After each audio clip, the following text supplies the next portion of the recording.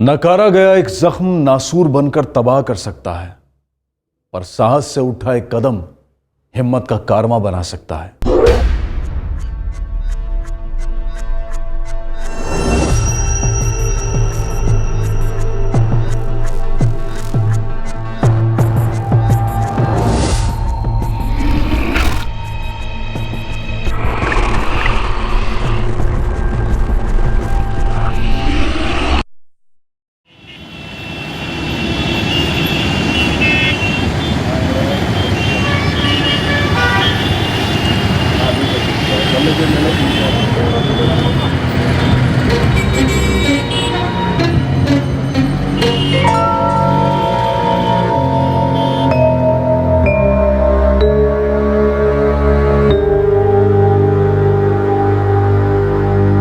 कुल मिलाकर 3 लाख कैश चोरी हुआ है और कुछ जेवर भी गए।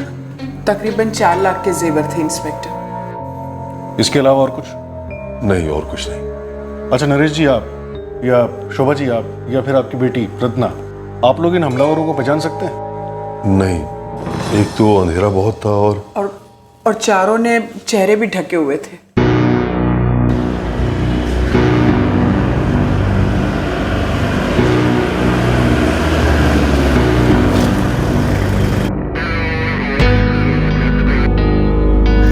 कैश तकरीबन 4 लाख थे। लॉकर टूटा हुआ है, कुछ ज्वेलरी भी थी उसके अंदर? जी इंस्पेक्टर, बिल्कुल थी। वैल्यू? वैल्यू तो मुझे एग्जैक्टली पता नहीं है, वो मेरी वाइफ आपको बता पाएंगी। आपने या आपकी वाइफ ने हमलावरों को देखा? नहीं, हमने किसी को नहीं देखा, किसी को नहीं। कुछ हुआ था, और जो हुआ था वो एक खौफनाक सन्नाटे में लिपटा था। एक ऐसा सन्नाटा जिसके लंबे साए में छिपे जुर्म को लंबी छूट मिल रही थी।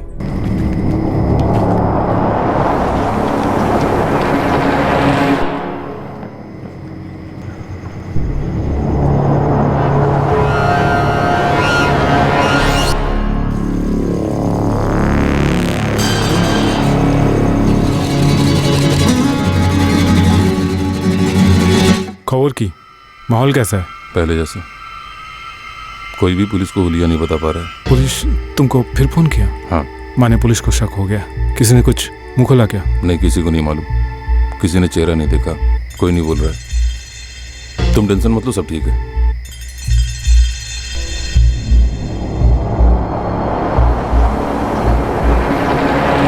ये साए लंबे होने वाले थे, घने अंधेरे में मुजरिम और ढीठ होने वाले थे, बेलगाम होने वाले थे।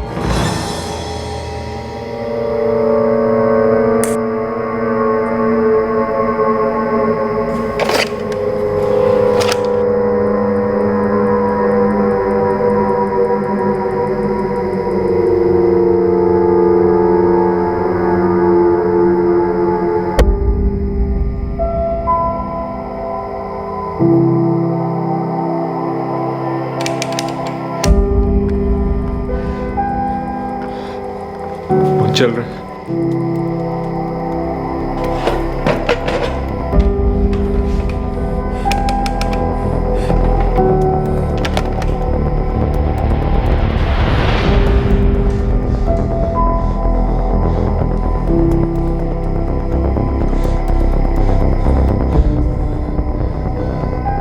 कंचन, मैं पुलिस को फोन कर रहा हूं और अस्पताल भी।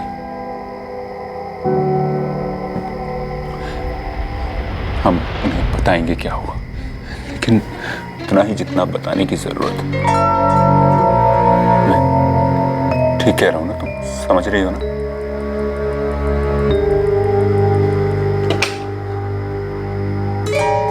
पुलिस कंट्रोल रूम, क्या सेवा कर सकते हैं आपकी?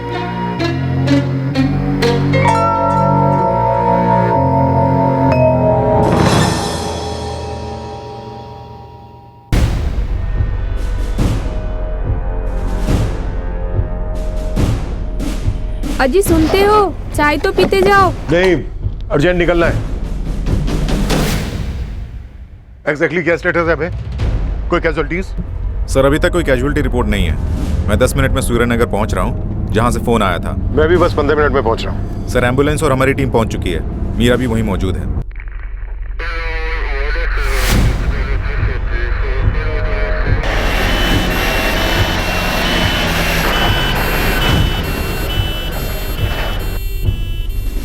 सब विक्टिम सीनियर सिटीजन है, सतीश चौधरी नाम है। इस अटैक से काफी सीरियस इंजरीज हुई हैं। सर, इनका बेटा है जितेंद्र चौधरी, वो भी घायल है सर। उसका फर्स्ट एड चल रहा है।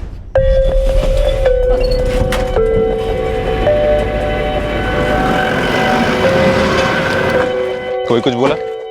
क्या हुआ, कैसे हुआ? नहीं सर, शॉक में है। हमारी टीम घर को स्कैन कर रही है। अटैकर्स ने पूरे घर में उथल पुथल मचा के रख दिया है।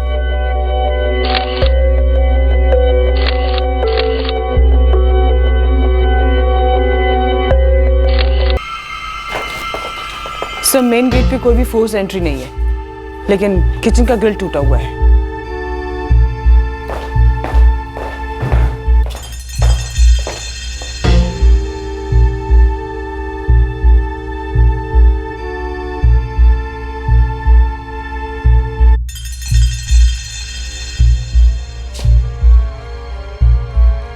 इतनी उथल पुथल और विक्टिम्स पर अटैक से ये किसी एक आदमी का काम नहीं लगता, ज्यादा है।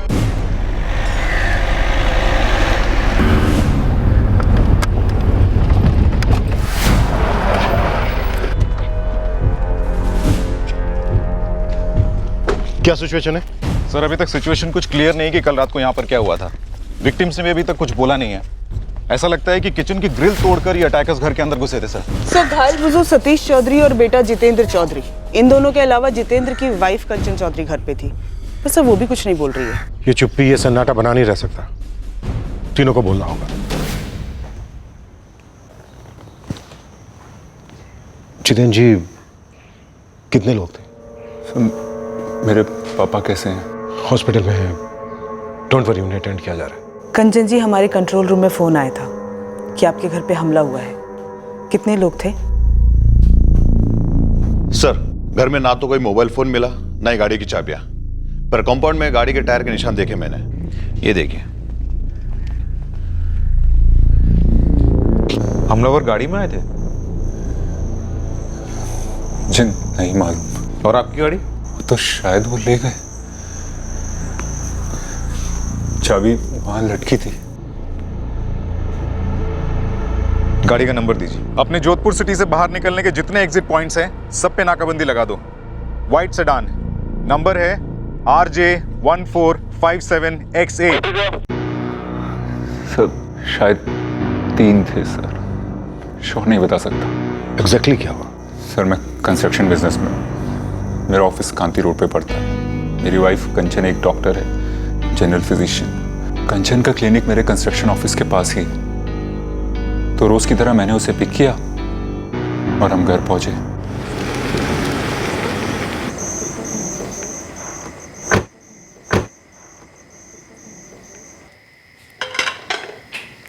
मैडम, खाना बना दिया है, मैं चलूं?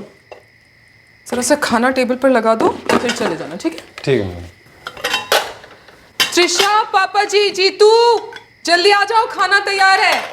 तो उस नदी के किनारे ना, जो काली नदी थी ना, उसके पार एक पहाड़ी थी। पहाड़ी पर एक राजा का महल था। दादू, फिर क्या हुआ? फिर क्या हुआ कि इस बार राजा ने अलग पैंतरा बनाया, और वो जो पीछे कौवा था ना, उसको पता चल गया। वो भाग के ना फिर से मम्मा, पर मुझे जानना है, दादू की कहानी का एक पार्ट बाकी है। अभी नहीं त्रिशा, कल स्कूल के बाद। चलो सो जाओ, अभी बहुत लेट हो गया। नहीं मम्मा, पर मुझे जानना है कि कौवा मामा के साथ हुआ क्या। त्रिशा, कल जान लेना ना, अभी चलो, गुड नाइट। नहीं पापा। हाँ बेटा। प्लीज आप मम्मा को समझाओ ना, मुझे जानना है कि कौवा मामा के साथ क्या हुआ। मिस त्रिशा चौधरी, कौवा मामा की कहानी अब हम कल सुनेंगे, क्योंकि अब हो गया आपके सोने का टाइम।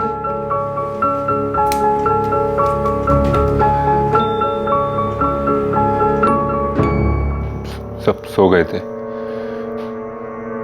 फिर रात के करीब 2:30 बजे मैंने कुछ सुना। घड़ी देखी थी आपने उस वक्त? जी देखी थी। मुझे किचन से कुछ गिरने की आवाज आई थी।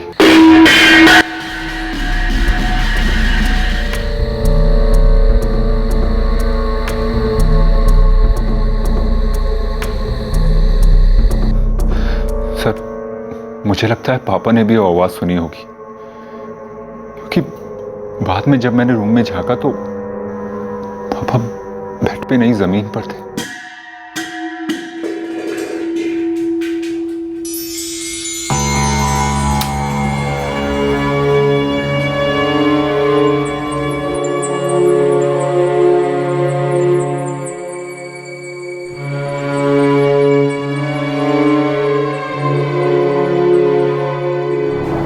कौन है? फिर वो चले गए, ये धमकी देते हुए कि अगर हमने कोई चालाकी की तो वो लौटकर हम सबको मार देंगे। त्रिशा ने अपनी मम्मी की चिल्लाने की आवाज सुनी थी। ये उठी, उसने देखा कि वो लोग कंचन के साथ झड़प रहे थे। बचाओ बचाओ बचाओ, छोड़ो मुझे।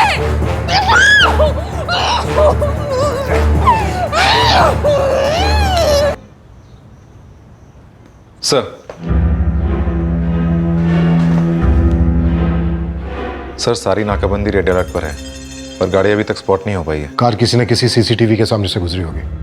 सबकी फुटेज मंगवाओ। सर यहाँ की एक प्रॉब्लम है, ये जगह स्टेट हाईवे से जुड़ी हुई है। अगर हाईवे से गए होंगे तो हमें कोई फुटेज नहीं मिलेगी। ठीक है, जहाँ जहाँ से पॉसिबल है मंगवाओ। जी सर।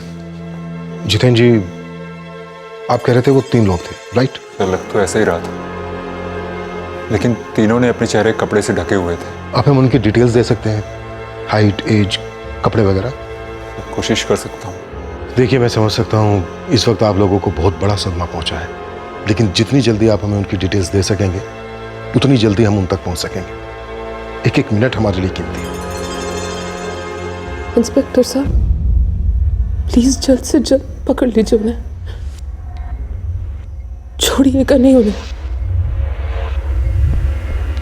उन्होंने जो किया वो 3 नहीं 4 थे। जो जो हुआ मैंने सब कुछ बता दिया इंस्पेक्टर साहब को। कंचन जी, अभी आपने कहा वो 3 नहीं 4 लोग थे। 3 हो या 4 क्या फर्क पड़ता है?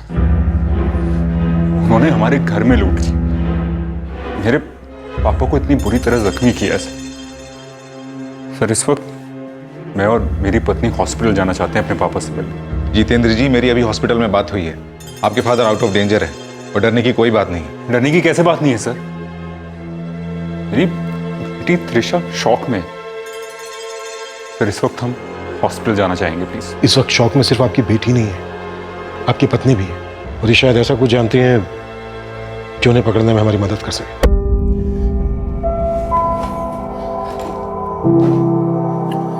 मैं चाहती हूँ कि उन चारों को जल्द से जल्द पकड़ा जाए और ऐसी सजा दी जाए जो सबसे सख्त हो। इंस्पेक्टर साहब, वो 4 थे, क्योंकि मैं जब कमरे से निकली तो मैंने पापा जी के कमरे में उनमें से एक को देख लिया था। कंचन! कंचन! जीतू, जीतू,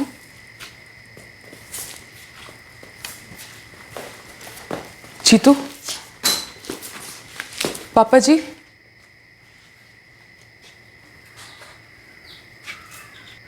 पापा जी,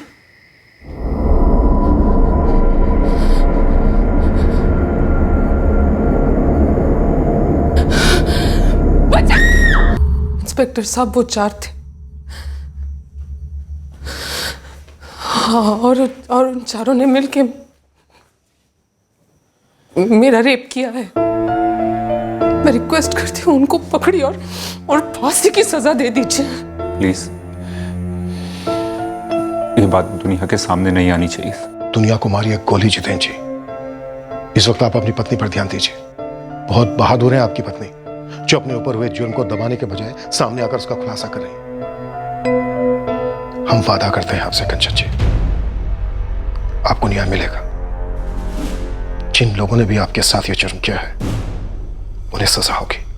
उनमें से 2 लोगों की शक्ल मैंने थोड़ी बहुत देखी थी। मैं बता सकती हूँ वो कैसे दिखते हैं, पर सर प्लीज चारों पकड़े जाने चाहिए। ये हमारी बहुत बड़ी मदद हो जाएगी अगर आप उनका चेहरा डिस्क्राइब कर पाए तो। और एक बात कंचन जी, इस वक्त आपको मेडिकल टेस्ट के लिए जाना है। I know sir, I am a doctor.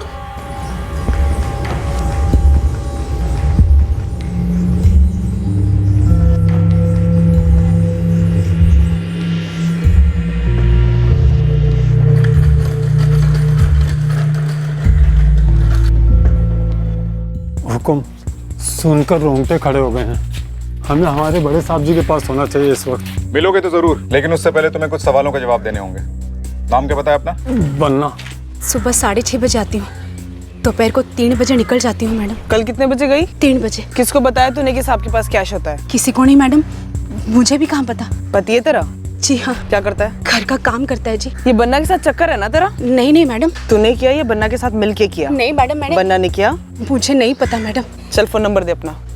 Phone? हाँ फोन दे, दूसरा वाला भी दे। एक ही नंबर है जी। फिर दे फटाफट। सर मैं कंस्ट्रक्शन बिजनेस में हूँ और हर कोई जानता है कि हमारी लाइन में कैश ट्रांजैक्शंस होते हैं। कैश हमेशा होता है आपके घर में? जी हाँ। उस सूटकेस में कितना कैश था? लगभग 15 लाख। मुझे कैश कब से था, मतलब कल से या उससे पहले से? तकरीबन 1 हफ्ते से। किसी के साथ कोई दुश्मनी? ऐसा तो कोई दुश्मन नहीं जो ऐसा कुछ इतना कुछ कर जाए। ये जो आपका नौकर है बन्ना और नौकरानी रजनी, इनके साथ आपकी कोई अनबन, कोई शक? नहीं सर, काफ़ी सालों से हमारे यहाँ काम करते हैं, उन पर तो कोई शक नहीं है। साहब मैं बड़े साहब जी की देखभाल करता हूँ, 6 साल से काम कर रहा हूँ। मैं ऐसा क्यों करूँगा साहब जी? पैसों के लिए? वो 4 लोग कौन थे? तेरे दोस्त की किराए पर लाया था? मैं कभी ऐसा कर ही नहीं सकता। साहब लोग से पूछो, मैं कभी ऐसा कर सकता हूँ क्या? तेरे चेहरे पर लिखा तू नहीं कर सकता। नहीं साहब। तू सीधी तरह बोलेगा कि मार खा के मानेगा? नहीं साहब, मैं सच बता रहा हूं। आपका घर कॉलोनी के सबसे लास्ट में है और आपके घर के सामने सिर्फ खाली प्लॉट्स हैं।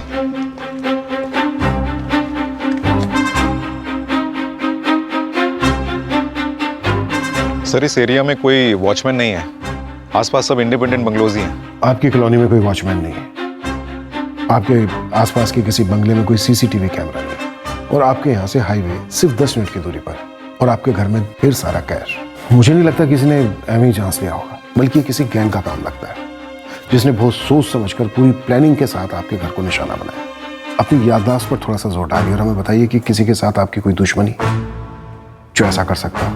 और याद रहे, उनका इरादा सिर्फ चोरी का नहीं था। तुम चेंज कर सकती हो कंचन, और तुम्हारे कपड़े पुलिस को देने होंगे इंस्पेक्शन के लिए। प्रोसीजर तो तुम जानती हो। आई एम सॉरी कंचन, तुम्हारे साथ ऐसा हुआ।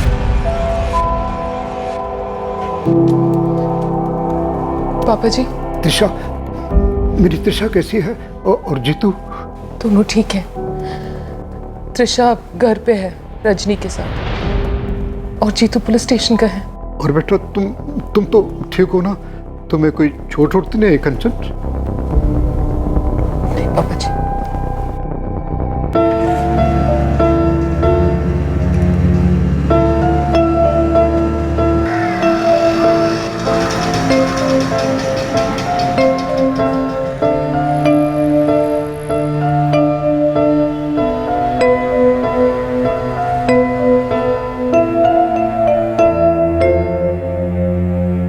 चेहरा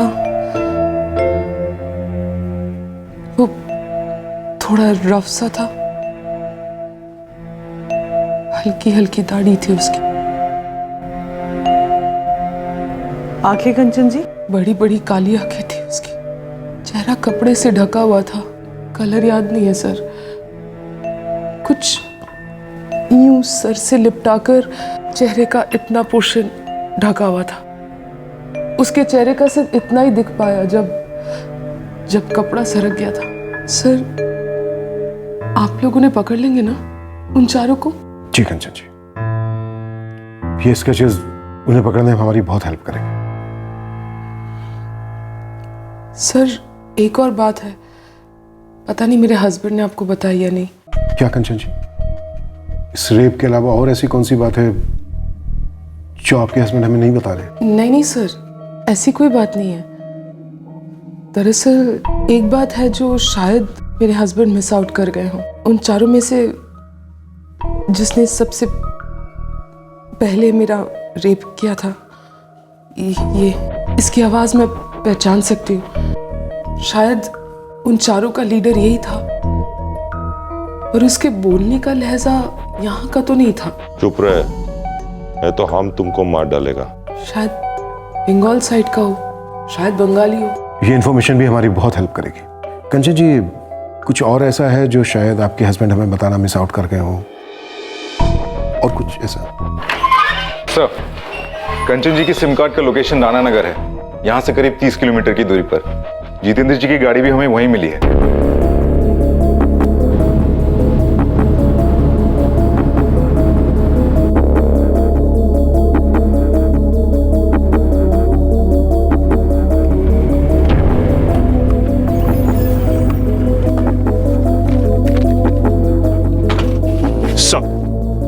sir, car as it is है। लगता है मुजरिम कार को छोड़ के भाग गए। ये उन चारों में से 2 के स्केचेस हैं। ये वाला बंगाली लहजे में बोलता है। सर, हमने राणा नगर के सरपंच को संदेशा भेजा है, वो गांव के लोगों को इकट्ठा कर रहे हैं। इन लोगों को पता था कि ये कार लेकर ज्यादा दूर नहीं भाग सकते, इसीलिए इन्होंने कार यहाँ पार्क कर दी और गाड़ी की चाबी छोड़ दी। कार के पास से 3 सिम कार्ड बरामद हुए। अबे, ये तीनों सिम कार्ड सतीश चौधरी, जितेंद्र चौधरी, कंचन चौधरी के हो सकते हैं।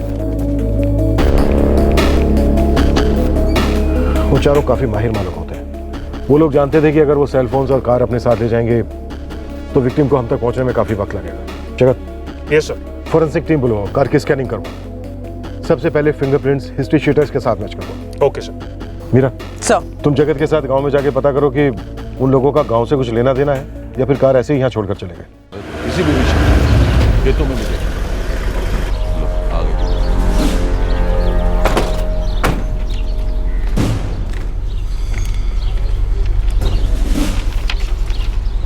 उन 4 हमलावरों में से 2 की शक्लें इन 2 तस्वीरों से मिलती हैं, और इनमें से ये वाला, ये बंगाली लहजे में बात करता है, शायद बंगाली है। नहीं जी। इन लोगों ने जो कार चुराई है वो कार हमें यहाँ से 1 किलोमीटर दूरी पे मिली है। मतलब हो सकता है ये चारों आपके ही गांव में हो, किसी घर में छुपे हो सकते हैं। एक के घर की तलाशी लेंगे, लेकिन मैं एक बात दावे के साथ कह सकता हूँ कि हमारे गांव में कोई भी ऐसा आदमी नहीं है जो ऐसे लोगों को पनाह दे। देखिए, हम लोग आप पे शक नहीं कर रहे हैं, लेकिन ये हमारी ड्यूटी है कि हम इन चारों को खोज निकालें, जो हो सकता है आपके ही गांव में कहीं छुपे हैं। जैसा आप कहेंगे हम तो वैसा करेंगे जी।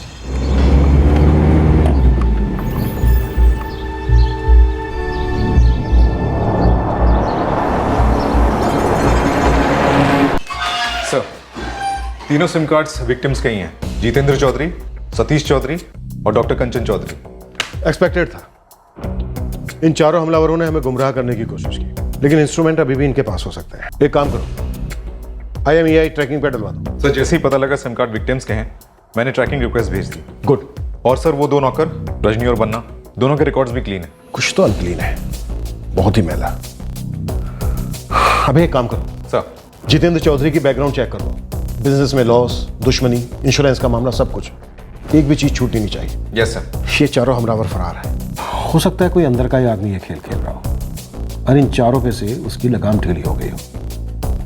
इसी वजह से डकैती के वक्त ये चारों वहशी कंचन चौधरी पर टूट पड़े। और ये बात जितेंद्र चौधरी हमसे छुपाने की कोशिश कर रहे थे। दुनिया का डर। दुनिया का डर एक बहाना भी तो हो सकता है भाई। लोग बाग एक झूठ को छुपाने के लिए सैकड़ों झूठ बोल सकते हैं। अपने इलाके में जितने भी हिस्ट्री शीटर्स हैं सबको उठाओ, अंदर करो और डंडा करो। जी मैडम। क्यों बे गोविंद, हमारा फोन नहीं उठा रहा है तू? लगता है तुझे उठाने का टाइम आ गया है। मुझे तेरे बहाने नहीं चाहिए, काम की खबर चाहिए। कल सुबह मुझे अपने अड्डे पे मिल, वरना तेरी खटिया खड़ी करूंगी मैं। जी ठीक है, ओके।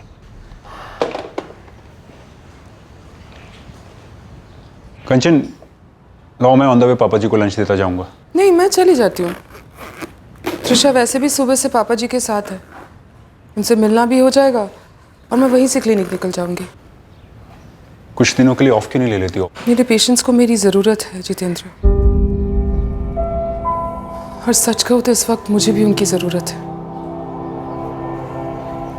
वही मुझे ये सब भूलने में मदद करेंगे ना। सॉरी कहना था कि मैंने तुमसे कहा कि इस बात को दबा दो, पुलिस से कुछ ना कहूँ, यही ना? ये मुझसे वैसे भी नहीं हो पाता जितेंद्र। कोई हमारे घर में घुस आए, जो मन मर्जी हो वो करे और निकल जाए, और मैं चुप रह जाऊं। ये चुप्पी हजम नहीं होती मुझे।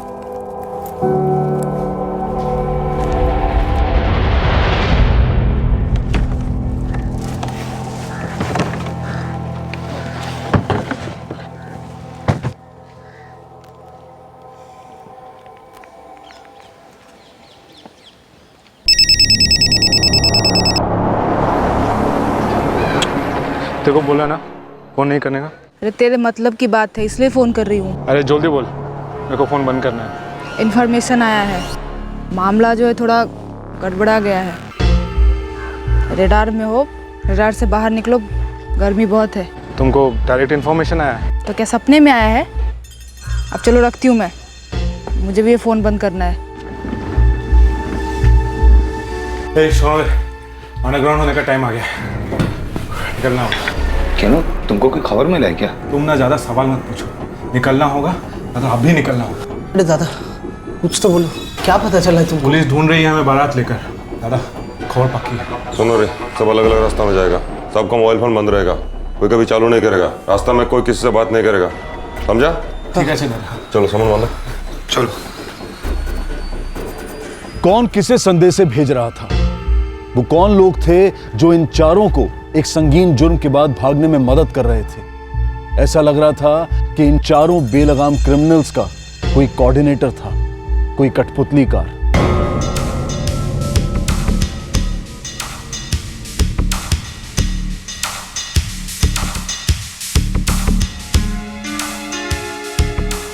एक भी नहीं? नहीं सर, एक भी नहीं है।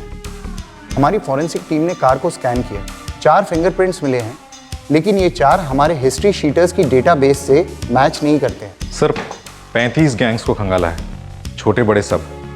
रिटायर्ड डाकुओं को भी क्वेश्चन किया, हर नेटवर्क टैप किया, कहीं से कुछ निकल के नहीं आ रहा है। और वो बंगाली में बात करने का लहजा, उससे भी कुछ फायदा नहीं हुआ sir.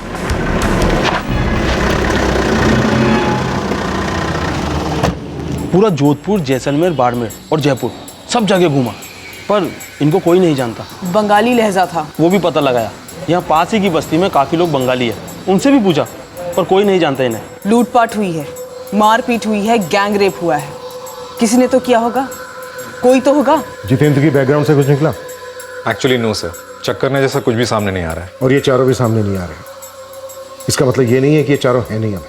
Sir out of state की गैंग हो सकती है, या खास इस काम के लिए लाए गए हों बंगाल से। शायद 3 थे सर, श्योर नहीं बता सकता। 3 नहीं 4 थे। बंगाली लहजे में बात करते हैं, इसका मतलब बंगाल से कोई कनेक्शन हो सकता है, लेकिन ये जरूरी भी नहीं है। अबे सर, हमें जाल बहुत दूर तक फेंकना होगा, इंटरस्टेट जाल।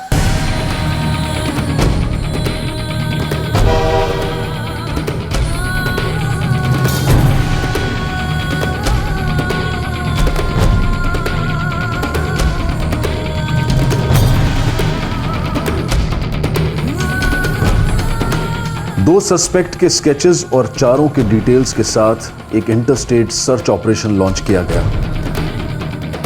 देश के अलग अलग राज्यों के हिस्ट्री शीटर से और जेल्स में पूछताछ हुई। हर स्टेट के क्राइम डेटाबेस को बारीकी से खंगाला गया।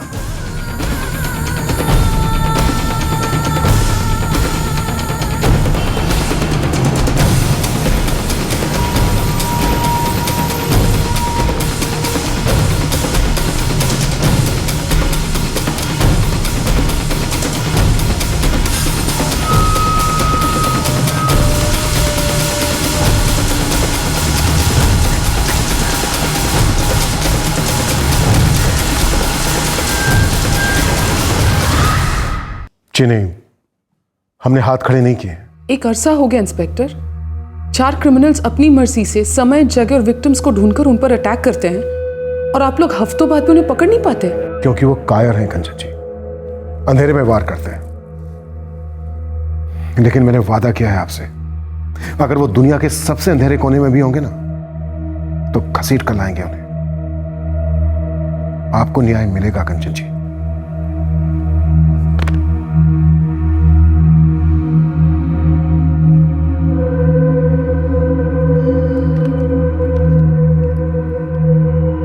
हाँ शीतल, नेक्स्ट पेशेंट को भेज दो प्लीज।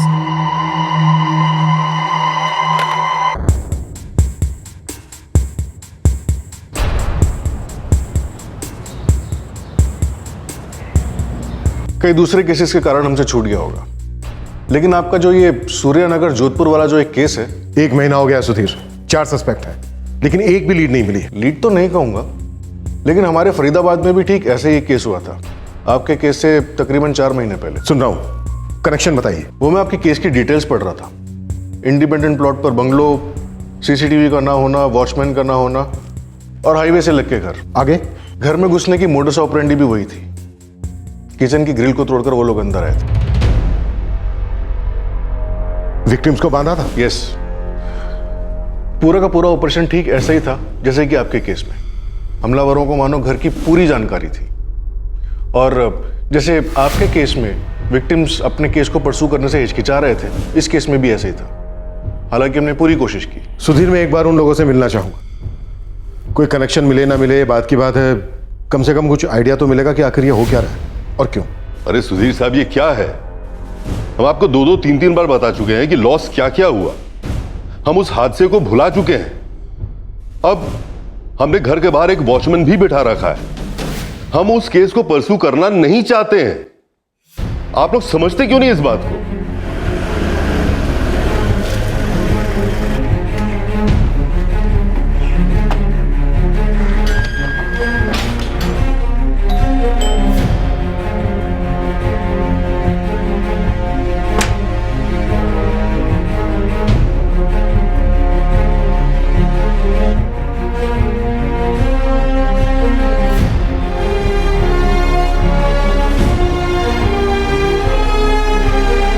आप केस परस्यू करना चाहते हैं, नहीं, सवाल ये नहीं है। फैक्ट ये है कि क्राइम हुआ है, आपके घर पर हमला हुआ है और हमलावर अभी भी आजादी से घूम रहे हैं। नरेश जी, हमारे जोधपुर में भी जिस घर पर हमला हुआ है वो हमलावर भी अभी तक पकड़े नहीं गए। देखिए नरेश जी, हमें इन दोनों केसेस में काफी समानताएं दिख रही हैं। हमें लग रहा है कि शायद ये किसी एक ही गैंग का काम है।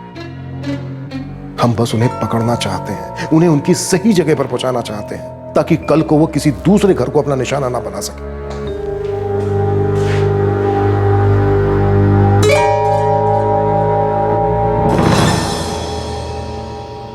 सर, ये एक चीज कॉमन है जो सूर्यनगर में भी हुई और यहां भी। कुछ और भी है, जबरदस्त कॉमन। क्या सर? मैंने बताया ना, वो लोग आए, पैसे जेवर लूटे। उन्होंने आपको बांध के रखा था? जी हाँ, बांध के रखा था।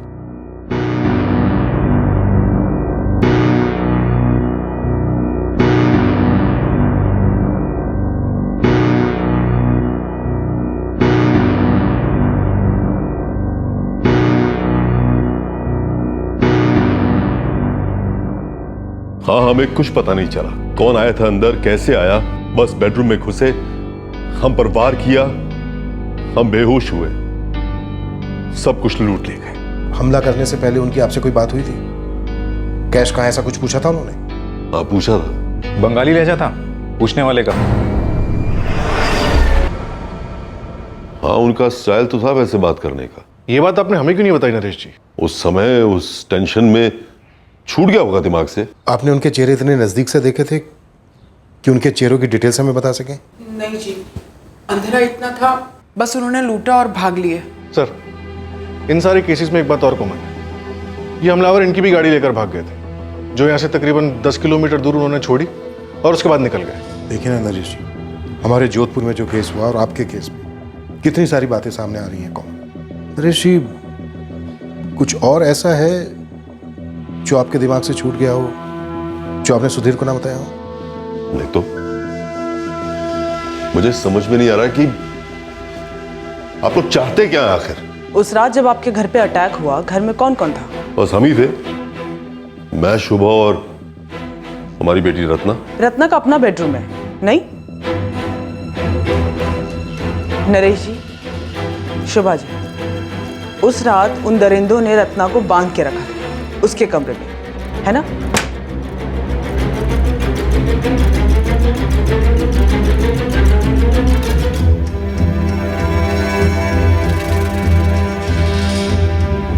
रत्ना, मेरा तो मन कर जाए। नहीं पापा, एक मिनट।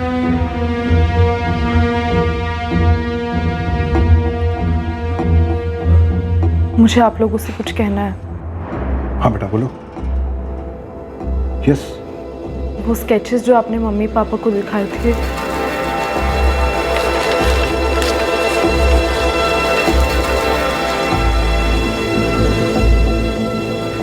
उनमें से एक ये है।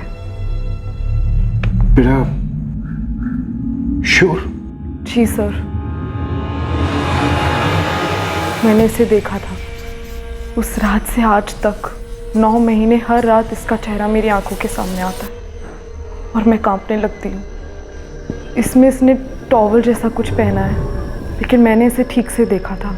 मैं आपको इसके चेहरे की, बाल वगैरह की प्रॉपर डिटेल्स दे सकती हूँ।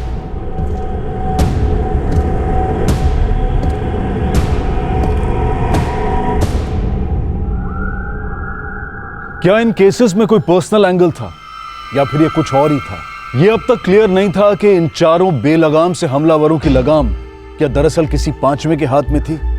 अलग अलग राज्यों में हुए ये 2 क्राइम्स एक जैसे थे, मानो किसी एक ही गिरोह ने किए हों। I'm sorry सर, उस दिन मैंने आपको कुछ नहीं बताया।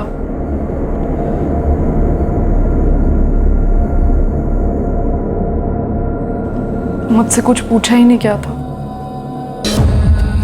सर वो लोग 4 लोग थे और उन लोगों ने मेरे साथ, सर मैं उन्हें उतना ही दुख देना चाहती हूँ जितना उन्होंने, इससे 100 गुना ज्यादा शायद। सर मैं नींद में थी और वो लोग 4 थे। अगर 1 या 2 होते तो मैं कुछ करती, नुकसान पहुंचाने की कोशिश करती और शायद ये सब ना होने देती। रत्ना बेटा, इस हादसे को भूलने की कोशिश करो। और जहां तक बात है दर्द की, कानून उन्हें दर्द देगा, ऐसा दर्द देगा कि सालों तक भुगतेंगे वो से। डरपोक लोग हैं, वो डर रहे हैं तुमसे, हमसे। डर के मारे तुम दबाकर भाग रहे हैं, लेकिन कहां तक भागेंगे, कहां तक छिपेंगे? पकड़े जाएंगे। आई प्रॉमिस यू बेटा, हम उन्हें उनकी सही जगह पर पहुंचा कर रहेंगे। तुमने ये सारी बातें बता के अपने सीने का बोझ हल्का कर लिया है। अब वो बुज़दिल कभी तुम्हें सपनों में दिखाई नहीं देंगे। बेटा एक रिक्वेस्ट है, क्या तुम हमारे स्केच आर्टिस्ट को उन लोगों के चेहरे की डिटेल्स देने में हमारी मदद करोगी?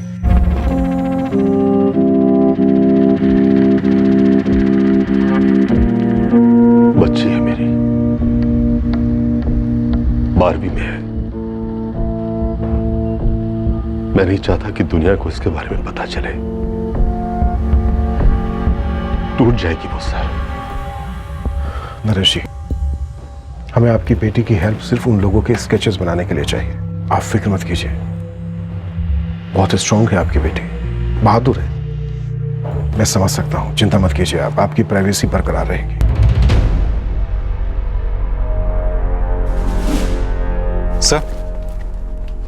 सर इतनी सारी कॉमन बातों के बाद भी एक बात और है जो इन दोनों केसेस में कॉमन है। नरेश जी, डॉक्टर नरेश अग्रवाल।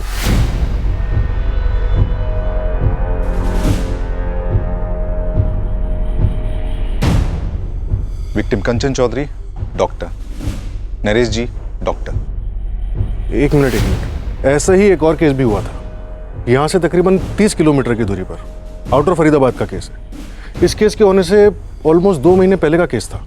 वो केस क्या है? वहां भी एक फैमिली है, जैन फैमिली, डॉक्टर विकास जैन।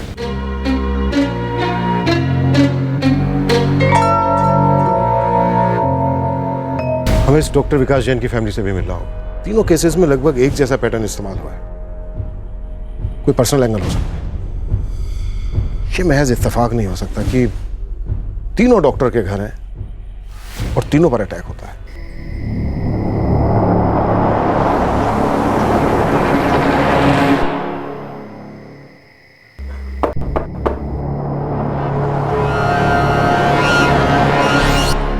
अस्सलाम वालेकुम खाला।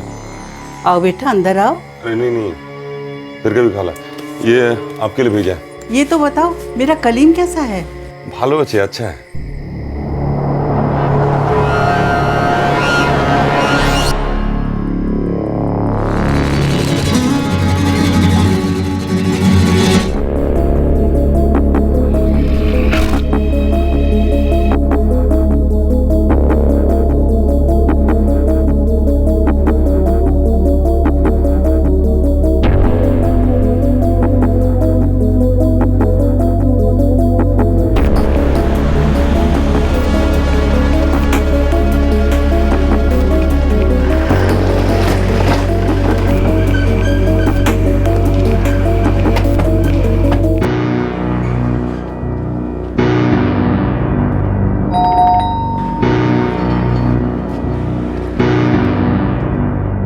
अब क्या बताऊं आपको? सब कुछ तो बता चुका हूं इन्हें मैं। अब मेरे पास आप लोगों को बताने के लिए और कुछ नया नहीं है।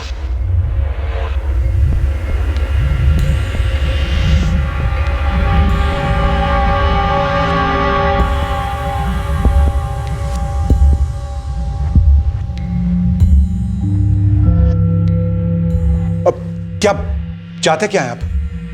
बताएंगे मुझे? जिन 4 लोगों ने आपके घर को लूटा, उन्होंने यहां से लगभग 30 किलोमीटर दूर एक और फैमिली पर हमला किया और उसके कुछ महीनों बाद जोधपुर में एक फैमिली को अपना निशाना बनाया। हम बस उन 4 मुजरिमों को पकड़ना चाहते हैं। तो पकड़िए ना उन्हें। बार बार मुझसे वही वही सवाल क्यों पूछ रहे हैं आप? क्योंकि बार बार वही वही सवाल करने के बावजूद हमें हमारे सवालों के सही सही जवाब नहीं मिल रहे।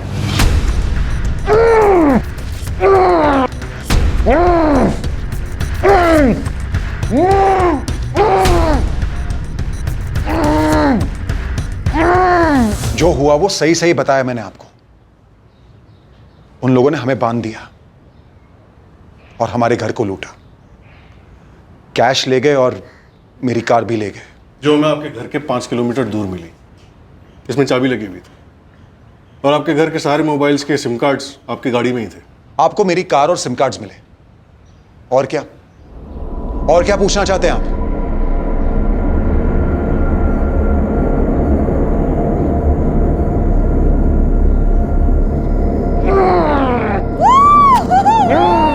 चार लोग थे। मैंने उनके चेहरे नहीं देखे, ढके हुए थे। कपड़ों से ढके हुए थे? कपड़ों से ढके हुए थे। इंस्पेक्टर साहब, वो 4 लोग आपको मिल जाए ना तो उन्हें छोड़िएगा मत, गोली मार दीजिएगा, वहीं पे खत्म कर दीजिएगा प्लीज। आप लोगों ने पकड़ लिया है क्या उन्हें? हाँ बोलिए, आप लोगों ने पकड़ लिया है क्या उन्हें? अभी नहीं पकड़ा है, लेकिन तो फिर आप क्यों कुरेद रहे हमें? दिखता नहीं है आपको मेरी बीवी को कितनी तकलीफ हो रही है? फिर से वही वही सवाल, वही यादें, वही। देखिए, मैं आपको नहीं जानता। पहले ये आए, इन्होंने हमसे 1000 सवाल किए, सिर्फ सवाल किए, फिर कुछ नहीं हुआ। महीने बीत गए, अब आप आधम के हो और आप भी वही के वही सवाल कर रहे हो। फिर क्या हुआ और क्या हुआ और क्या हुआ? ये सवाल करने से वो फरार पकड़े जाएंगे क्या? वो जंगली कुत्ते तो अभी भी आराम से घूम रहे होंगे ना? क्यों? क्योंकि आप सब कुछ खत्म होने के बाद वहां पहुंचते हैं। कब पकड़ पाएंगे आप उन 4 को? कभी पकड़ पाएंगे भी या नहीं? देखिए, हम पर क्या बीती हम बहुत अच्छे से जानते हैं, लेकिन आप बार बार यहां आकर वही वही सवाल पूछ के हमारा दर्द कम करने के बजाय हमारे जख्मों पर नमक छिड़कते हैं। हमारा इरादा आपके दर्द को बढ़ाने का नहीं है, बल्कि जिन लोगों ने आपके साथ इतना बड़ा जुर्म किया है उन्हें उनकी सही जगह पर पहुंचाने का। तो पहुंचाइए ना,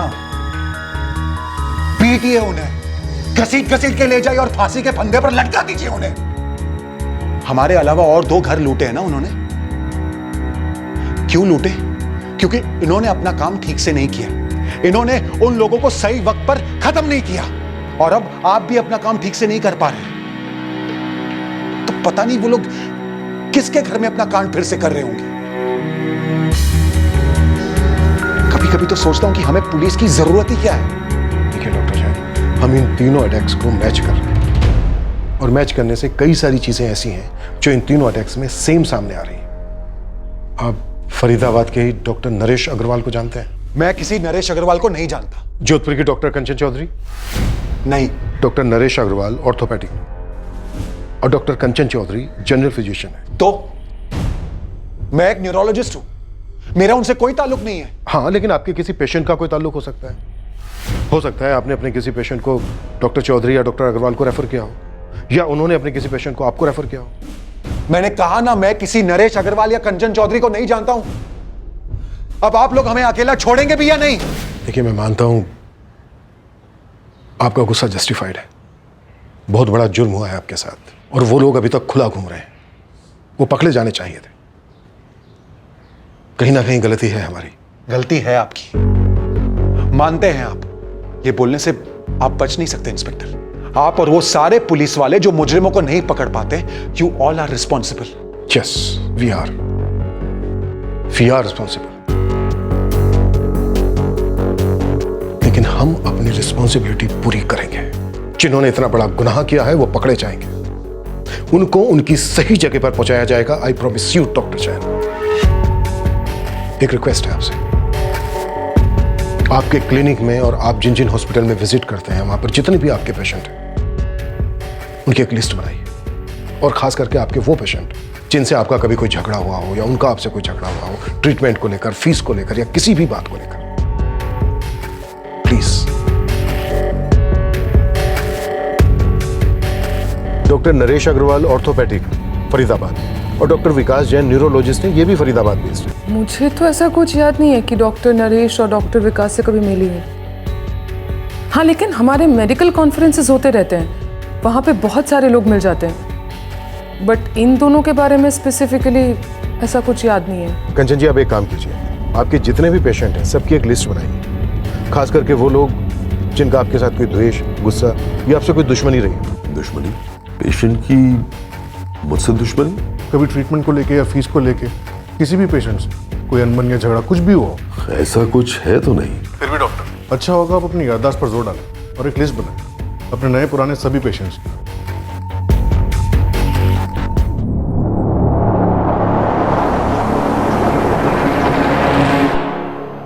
रत्ना बेटा, इससे हमें बहुत मदद मिलेगी। शोभा जी, अब आप लोग घर जा सकते हैं और निश्चिंत रहिए, ये चारों बहुत जल्दी पकड़े जाएंगे।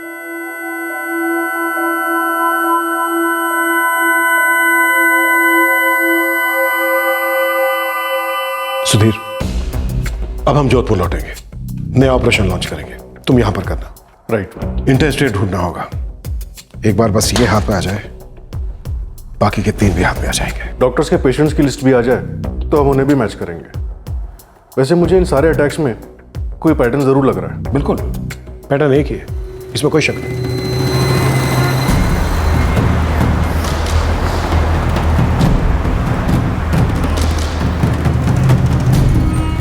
ये दोनों स्केच को ध्यान से देखो और अपने बंगाल में एक एक जिला, एक एक गांव, कस्बा, हर जगह ढूंढो। अपने सारे आदमी को काम पे लगा दो। टाका टेंशन नहीं, जो खर्चा होगा हम देगा, लेकिन ताड़ाताड़ी खबर निकालो, मामला खूब गरम, बुझले? ये स्केच है और शायद ये टीम का लीडर है। दूसरे बंदे की रफ स्केच है तेरे पास? हाँ मैडम है। अब हमारे पास दिन के 24 नहीं 28 घंटे होंगे, तब तक जब तक ये और इसकी पूरी गैंग नहीं मिल जाती। समझ गया मैडम। टिप की कोई लिमिट नहीं है, लेकिन मुझे ये आदमी किसी भी हाल में जल्द से जल्द चाहिए। उस्मान, आज तक तूने मेरे लिए जितने लोगों को ढूंढा है वो सारे एक तरफ और ये चारों एक तरफ। टिप तुझे 4 गुना मिलेगी, पर मुझे ये लोग चाहिए, मतलब चाहिए। जी सर। ये लोग कौन है, कहां से आए हैं, कौन इन्हें लेके आया, एक एक डिटेल चाहिए मुझे, समझा?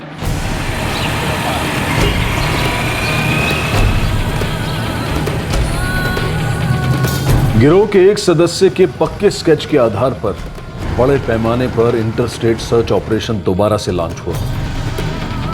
खबरियों का हर नेटवर्क ओवरटाइम कर रहा था।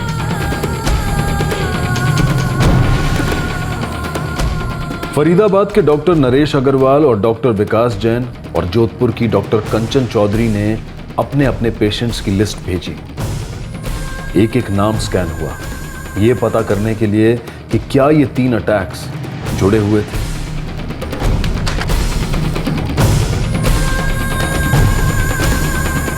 ये तीनों डॉक्टर्स जिस जिस हॉस्पिटल में कंसल्टेंसी करते थे वहां पुलिस ने पूछताछ की ये पता लगाने के लिए कि क्या इन तीनों डॉक्टर्स में कोई कनेक्शन था। पुलिस उस एक सिंगल सुराग की तलाश में थी जो उन्हें जल्द से जल्द इन हमलावरों तक पहुंचा सकता। इस गिरोह की दरिंदगी और वहशियत के शिकार जो हुए थे वो सभी अब काफी अचरज में थे कि ऐसा कौन था उनके अतीत में जिसने इतने क्रूर तरीके से उनके साथ प्रतिशोध लिया।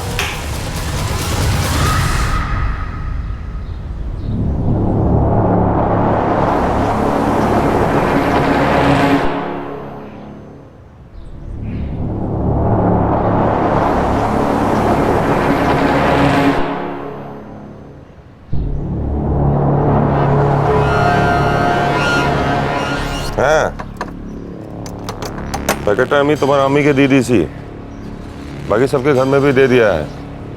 हाँ, अब जल्दी बोलो मामला कैसा है, अभी गर्म है क्या? 3 घरों में डकैती और गैंगरेप करने वाला 4 लोगों का यह गिरोह पुलिस के शिकंजे से फिलहाल बहुत दूर था। पेशेंट्स वाला एंगल जो पुलिस टटोल रही थी वो उन्हें कोई ब्रेक थ्रू नहीं दे रहा था। और फिर एक ऐसी खबर आई जिससे मौजूदा माहौल में और उलझन पैदा हो गई। जी हाँ, कल ही रोहतक से खबर आई। मैं डॉक्टर धीरजपुरी से मिलकर भी आया। फिर से एक डॉक्टर का घर? हाँ, सेम पैटर्न। सबको बांधा गया, कैश लूटा गया और उसके बाद डॉक्टर पुरी की वाइफ के साथ रेप किया गया। 4 हमलावर थे? 4 हमलावर, सेम मोडस ऑपरेंडी। किचन का ग्रिल काट कर आए थे, पक्का वही है। डॉक्टर धीरजपुरी और उनकी वाइफ पर अटैक डॉक्टर विकास जैन और उनकी वाइफ के अटैक से ठीक 2 महीने पहले किया गया। Same modus operandi. फिर से डॉक्टर का घर, अकेला बंगला, ना सिक्योरिटी गार्ड ना सीसीटीवी कैमरा, हाईवे के एकदम करीब, सेम पैटर्न। अपने साथ कार और मोबाइल फोन ले गए और किसी सुनसान जगह पर कार और सिम कार्ड छोड़ दिए, सिर्फ इंस्ट्रूमेंट लेकर गए। सर, हो सकता है जो एंगल हम प्रूव कर रहे हैं वो एक कोइंसिडेंस हो, इन चारों केसेस में कोई कनेक्शन ही ना हो। चलो मान लेते हैं, हो सकता है।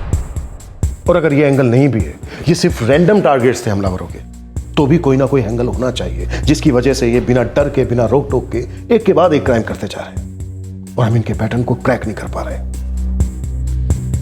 ये बेलगाम इसलिए घूम रहे हैं क्योंकि सही वक्त पर इनको लगाम लगाई नहीं गई। इन चारों केसेस में एक और बात कॉमन है, किसी भी घर में फाइट बैक नहीं हुआ, किसी ने भी इन चारों को चैलेंज नहीं किया, जवाबी जख्म नहीं दिए। सर, हो सकता है कि पेशेंट्स वाले कोई कनेक्शन ना हो, बल्कि इनका कोई स्पॉटर हो जो ऐसे घर ढूंढता है जिन पर अटैक करना आसान हो।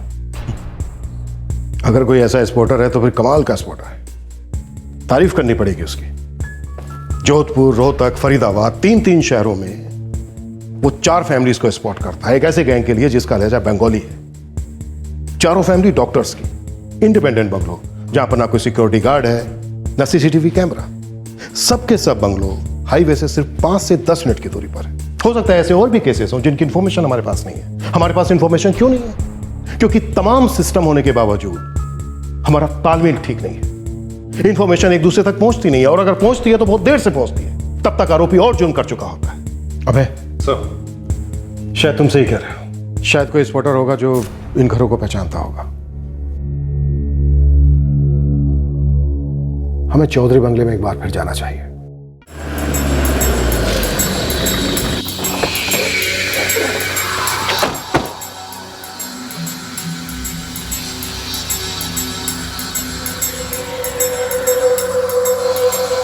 ये घर टारगेट करना आसान है, अलग है तो पहले तो यहाँ पर सिक्योरिटी भी नहीं थी। सर, ये जितेंद्र चौधरी कंस्ट्रक्शन लाइन में काम करता है और उसकी वाइफ डॉक्टर है। सर, कोई भी अंदाजा लगा सकता है घर पे कैश और ज्वेलरी मिल सकती है। कैश और ज्वेलरी के अलावा ये चारों हवस मिटाने के लिए भी जुर्म करते हैं। एक भी घर ऐसा नहीं है जहाँ गैंगरेप ना हुआ हो। You are right. यही समझ में नहीं आ रहा है कि चोर आखिर चाहते क्या थे, रेप या फिर लूट। अजीब सी बात है, हमारे खबरी नेटवर्क ने भी 0 रिजल्ट्स दिए हैं। सर, ये लोकल हिस्ट्री शीटर्स के साथ भी कोई कनेक्शन नहीं बन पाया है। बंगाली लहजे में बातें करते हैं, ये भी तो हो सकते हैं चारों बंगाल से हों। सर, वेस्ट बंगाल की पुलिस भी अभी तक कोई ठोस सबूत नहीं भेज पाई है। तो फिर कौन हो सकते हैं ये? और इन शहरों में इनका क्या कॉन्टैक्ट नेटवर्क है जो एक जैसे विक्टिम्स को आइडेंटिफाई करता हो?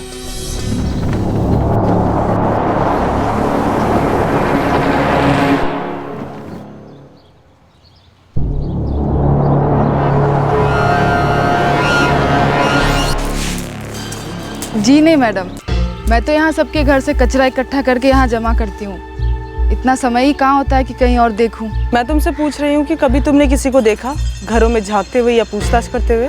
जी मैं तो अपने कामों में ही लगी रहती हूँ, इतना टेम ही कहाँ होता कि यहाँ वहाँ देख सकूँ। ये जितेंद्र चौधरी के घर में जो कांड हुआ है उसके बारे में तो तुझे पता होगा? पता चला मैडम जी, लेकिन हुआ क्या ये नहीं जानती। बहुत सारी पुलिस की गाड़ियाँ आई थी, देखा मैंने, लेकिन इन लोगों के घर में क्या होता है हम जैसे लोगों को कहाँ पता होता है। नाम क्या है तेरा? यास्मीन जाफरी। कहाँ रहती है? वो चंदन बाग के पीछे वाली बस्ती में।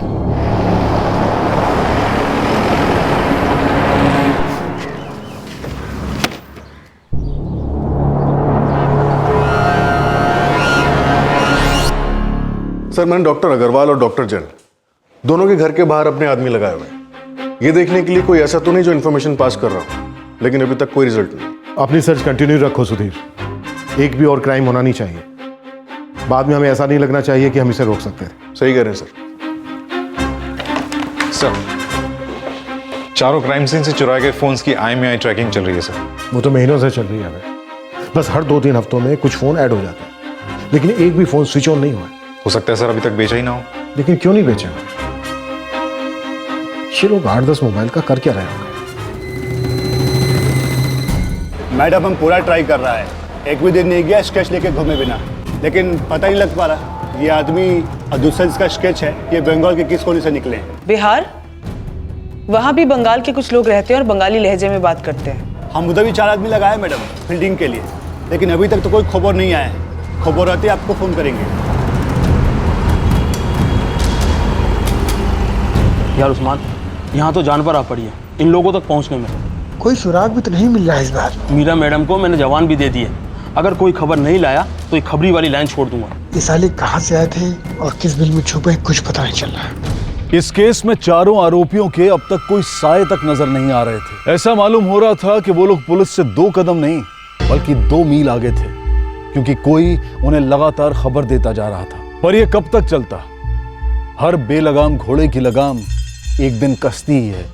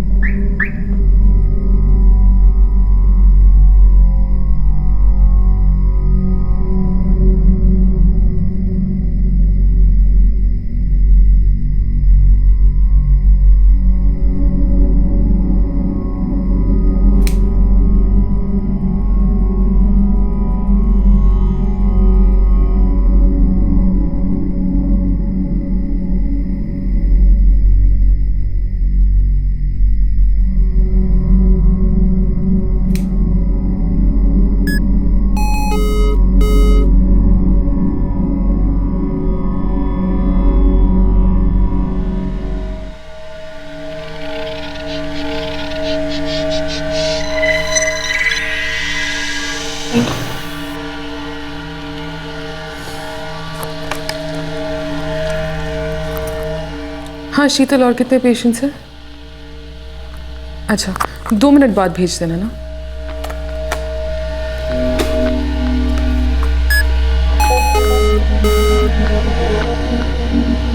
मैम नेक्स्ट पेशेंट अंदर भेजूं? हाँ भेज दो। शीतल, शीतल। Yes ma'am. रुको, 5 मिनट बाद भेज देना, ठीक है? 5 मिनट दो मुझे।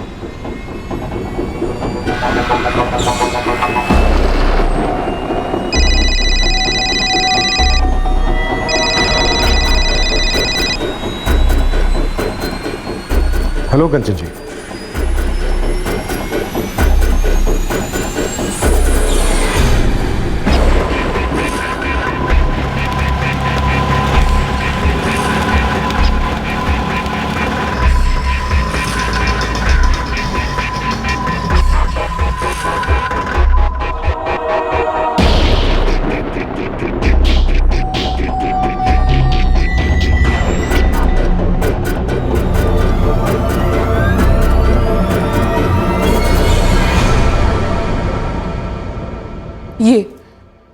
ये दोनों थे। इन लोगों ने आपका मोबाइल फोन यूज किया था कंचन जी? और ये तस्वीरें आपकी स्टोरेज ड्राइव में आ गई? जी, जो फ़ोन इन्होंने चुराया था वो वेव ब्रांड मोबाइल का था। उसका एक अपना ही साइबर स्पेस होता है, जैसे कि ड्रॉप बॉक्स या माई स्पेस की तरह। तो कोई भी अगर उस फ़ोन से कोई फोटोग्राफ खींचे तो वो ऑटोमेटिकली उस साइबर स्पेस में स्टोर हो जाती है। तो चोरी के बाद जितनी भी तस्वीरें ली गई हैं वो उस साइबर स्पेस में स्टोर हो गई। हादसे के बाद आज पहली बार आपने अपना स्टोरेज चेक किया? जी नहीं, हादसे के तुरंत बाद मैंने दूसरी कंपनी का मोबाइल फ़ोन लिया था। वो यूज़र फ्रेंडली नहीं था, तो मैंने ये कल ख़रीदा जो मेरे पहले वाले ब्रांड का है, वेव मोबाइल्स। स्टोरेज के साथ सिंक करने पर कंपनी से मैसेज आया स्टोरेज को अपग्रेड करने के लिए। मुझे अजीब लगा क्योंकि हादसे से पहले मेरा स्टोरेज फुल नहीं था। मैंने फोल्डर खोला तो ये सारे फ़ोटोज़ मुझे अपलोडेड मिले।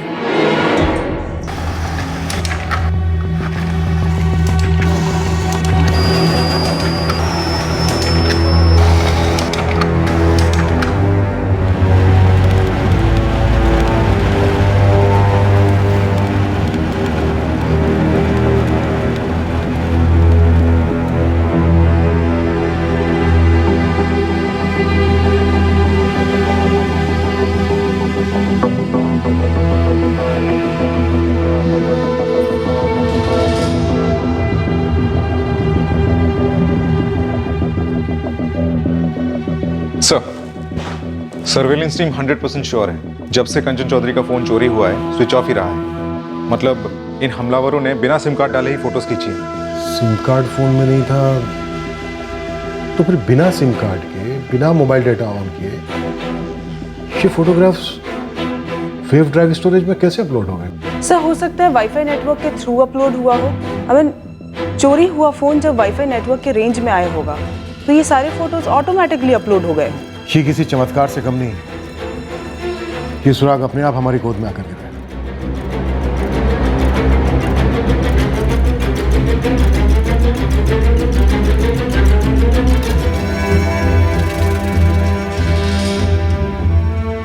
तो ये है गिरोह की चाबी।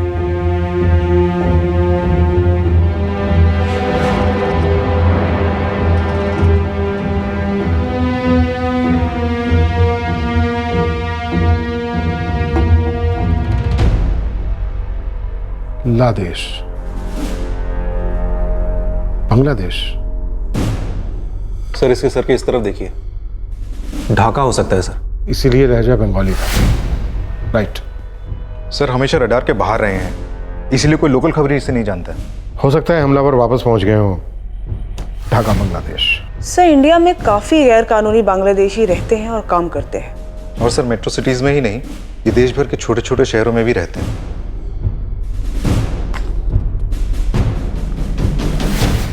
सर, मेनली ये लोग कंस्ट्रक्शन साइट पे काम करते हैं। अब हमारे पास इन चारों की शक्लें हैं, इनका ठिकाना मालूम है। बस अब हमें स्ट्राइक करना है, फास्ट और स्ट्राइक।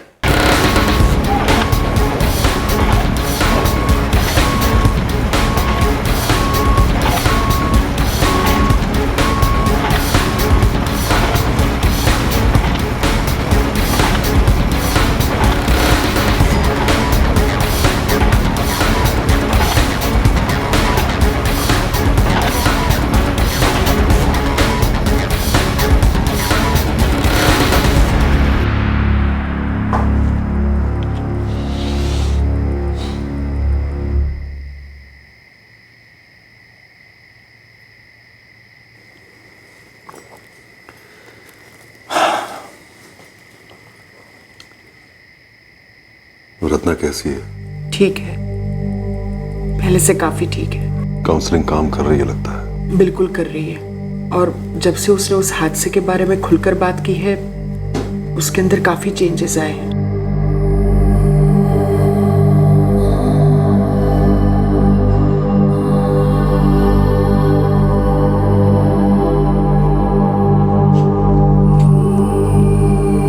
क्राइम ब्रांच से फोन था, उन्हें पता चल गया है कि हमलावर कौन थे।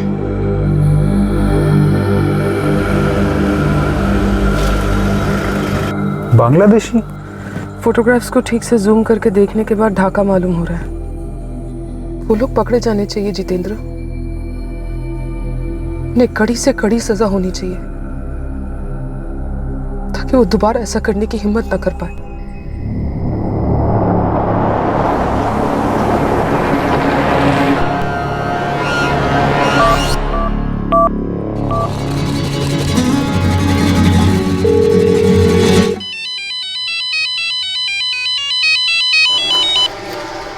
हेलो हेलो, कौन बोल रहे हैं? तुम पुलिस से खबरी हो?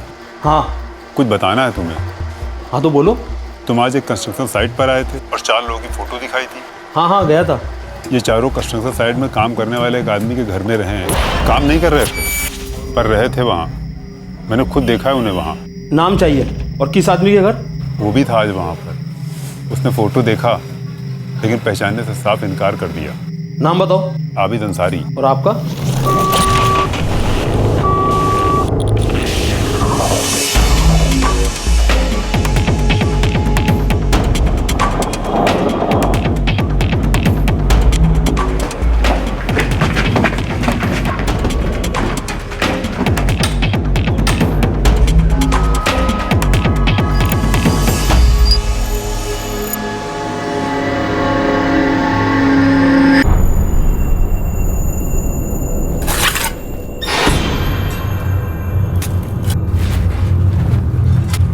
आबिद अंसारी। जी सर ये राना नगर में भी था, वहाँ भी ऐसी नाना कर रहा था कि कहीं देखा नहीं उन लोगों को। शायद भूल गया होगा। जब उल्टा लटकेगा तो सब याद आ जाएगा आबिद दादा को, है ना आबिद? सर हमको कुछ मालूम नहीं है, कोई हमको फंसा रहा है, आपको गलत बताया है सर।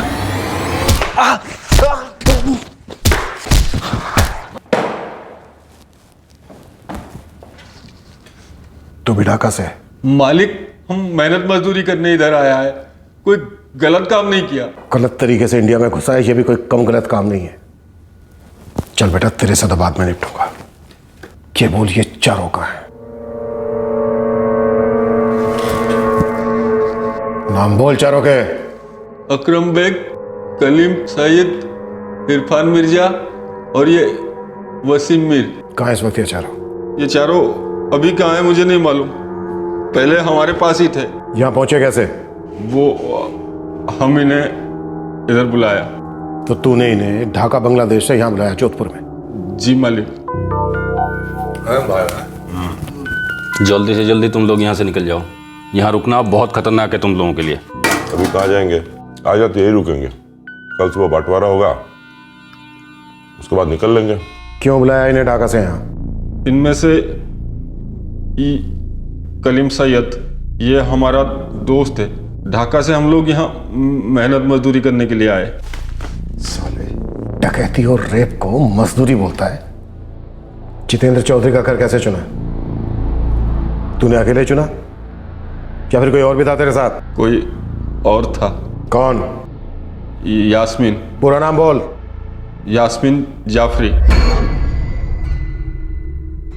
यास्मीन जाफरी, वो कचरे वाली? जी मैडम, वही। उसने पूरे घर की जानकारी ली और हमको दिया, हमने कलीम को और अकरम को बताया।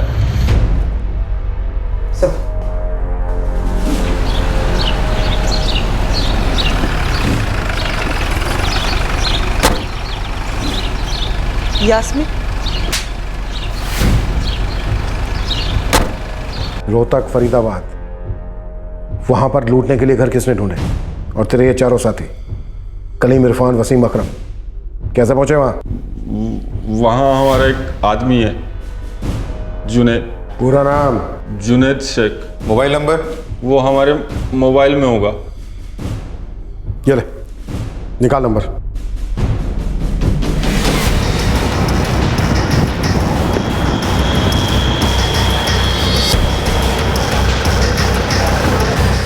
साहब पक्का ये वही जुनैद शेख है, इस पर मेरे 2 बंदे नजर रखे हुए हैं, शायद इस वक्त वो घर पे होगा।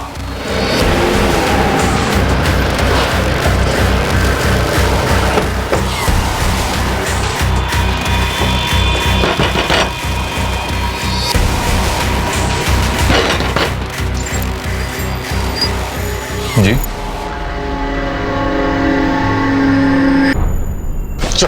सब मेरी बात सुनो, मैंने क्या किया? सब एक मिनट बात, कुछ बताओगे भी मैंने क्या किया? जुनैद, तेरी माँ को हमने बाहर बिठाया है। अब अगर तूने मेरे सवालों का जवाब नहीं दिया ना तो तेरी माँ से पूछने पड़ेंगे और वो जरूर बोलेंगे। समझ गया ना तू?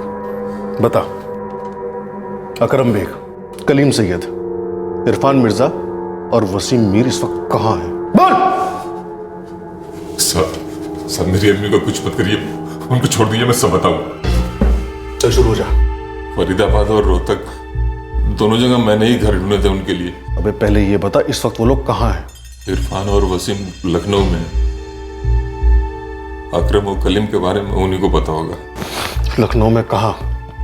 पता और नंबर। उगल जल्दी।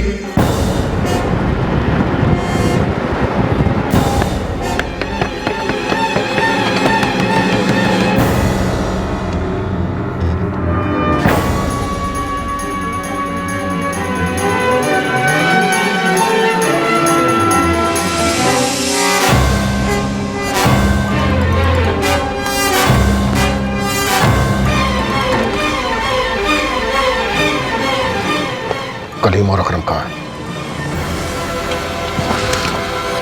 पता तो नहीं तो अभी के अभी ठोक दूंगा दोनों को। कलीम यहीं पर है, लखनऊ में। बड़ा मस्जिद के पीछे वाला मोहल्ला में रहता है।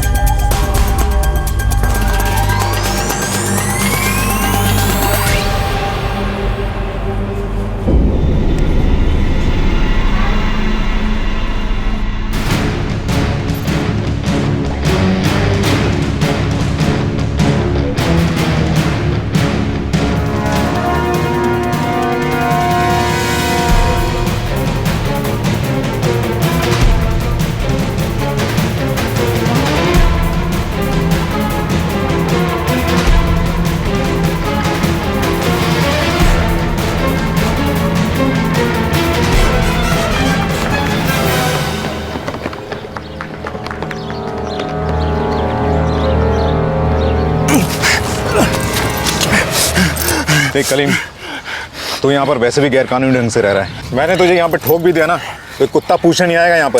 चल बता, अकरम कहाँ है? बोल। ढाका।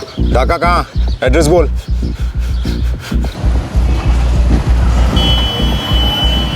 सर, उन 4 में से 3 हमारी कस्टडी में हैं। उनके हेल्पर्स भी, जो घर ढूंढने में उनकी मदद करते थे। लेकिन उनका लीडर अकरम बेग, वो अभी तक हमारे हाथ नहीं लगा है।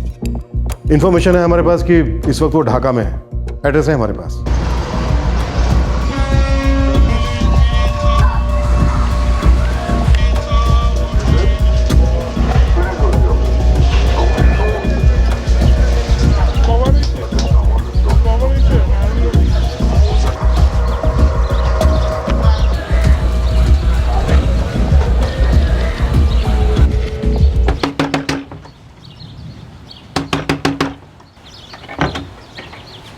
আকরাম, কি হলো? আমাকে এভাবে কেন অ্যারেস্ট করা হয়েছে? একটু বলুন তো। ওই যে তোর বন্ধুরা আছে না, ওয়াসিম, ইরফান আর কলিম, ওদেরকে ইন্ডিয়াতে অ্যারেস্ট করা হয়েছে। এখন তোকে এখান থেকে পাঠানো হবে। আর তোরা যে কি কাজ করিস আমরা সব জানি। इस गिरोह ने जो 4 घर लूटे थे और 4 गैंग रेप किए थे, उनमें कोई पर्सनल एंगल शामिल नहीं था। चारों परिवार डॉक्टर्स वाले होना वाकई में महज एक इत्तेफाक था। चारों घर सिर्फ इसलिए निशाना बनाए गए थे क्योंकि वहां से भाग निकलना आसान होता, और उन घरों में इस गिरोह का विरोध करने वाला कोई नहीं था। साथ ही ये गिरोह इसलिए भी कामयाब हो पाया था क्योंकि उन्हें लोकल लोगों का सपोर्ट मिला था, जिन्हें लूट का हिस्सा दिया गया था। ये चारों बांग्लादेशी युवक इंडिया में अवैध प्रवासी थे, नौकरी की तलाश में आए हुए, जिन्हें जुर्म का रास्ता पैसा कमाने का सबसे आसान तरीका लगा, और अपनी हवस की घिनौनी प्यास बुझाने का भी। तो बस जो भी घर उन्हें आसान लगा अटैक करने के लिए, वहां उन्होंने हमला कर दिया। जी। इसका मतलब हम लोगों से इनका कोई कनेक्शन नहीं था, और बाकी के अटैक से भी कोई कनेक्शन नहीं? जी नहीं, आप लोगों में और उनके बीच कोई कनेक्शन नहीं है। पहले रोहतक में, फिर यहां फरीदाबाद में 2 बार, और फिर जोधपुर में।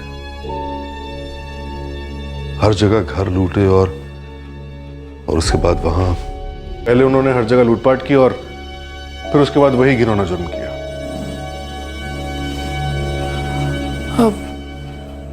मुझे कॉलेज के लिए लेट हो रहा है। संभल कर जाना। डॉक्टर नरेश, हम मानते हैं कि हमें उन्हें बहुत पहले पकड़ लेना चाहिए था, लेकिन उनमें से 3 अब हमारी कस्टडी में और 1 बांग्लादेश में, जिसके एक्सट्रेडिशन के लिए हम लोग पूरी कोशिश कर रहे हैं। इंटरनेशनल कानूनी मामला है, थोड़ा टाइम लग सकता है, लेकिन हम उसे इंडिया लाकर ही रहेंगे।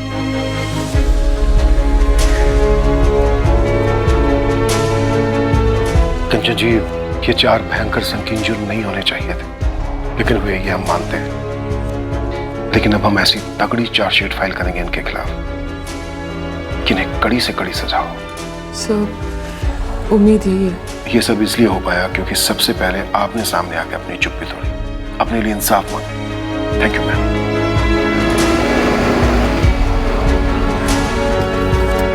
कंचन, तुम ना मुझसे ज्यादा, कई ज्यादा मजबूत हो।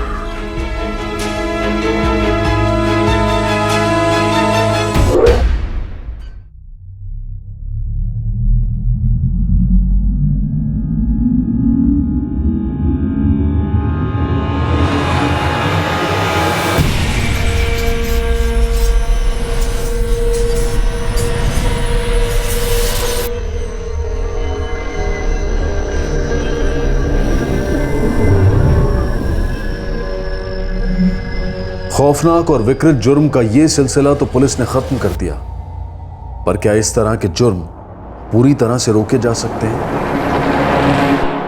जुर्म पर पूरी तरह से अंकुश लगाना वास्तविक तौर पर संभव नहीं है, लेकिन इस केस में एक संगीन जुर्म होने के बाद भी वही जुर्म कई और बार दोहराया गया, उसी इलाके में भी और पास की कई अन्य जगहों में भी। इसमें दो राय नहीं है कि जुर्म को रोकना बेहद जरूरी है, लेकिन यह तभी मुमकिन होगा जब जुर्म से लड़ने वाले तमाम सिस्टम्स पर लगाम इस तरह से कसी जाए कि जहां पूरे देश की पुलिस और प्रशासन के बीच में एक जबरदस्त कोऑर्डिनेशन हो, जुर्म होते ही इंफॉर्मेशन तुरंत शेयर हो और एक्शन सख्त हो। साथ ही पूरी दृढ़ता और जिम्मेदारी से उन सभी कोशिशों को भी बढ़ाना होगा जो मुजरिमों को बेलगाम होने से रोकें, फिर वो चाहे हिस्ट्री शीटर्स हों या नौसिखिए। इस केस के सभी आरोपी वसीम, इरफान, कलीम, अकरम, आबिद, जुनैद और यास्मीन को आईपीसी की धारा 307 के तहत अटेम्प्टेड मर्डर के लिए, धारा 458 के तहत किसी के घर में घुसकर चोरी करने के लिए और धारा 325 के तहत किसी को चोट पहुंचाने के लिए गिरफ्तार किया गया है। साथ ही इन पर विदेशी घुसपैठ के लिए फॉरेन एक्ट 13 और 14 भी लागू हुए हैं। इसके अलावा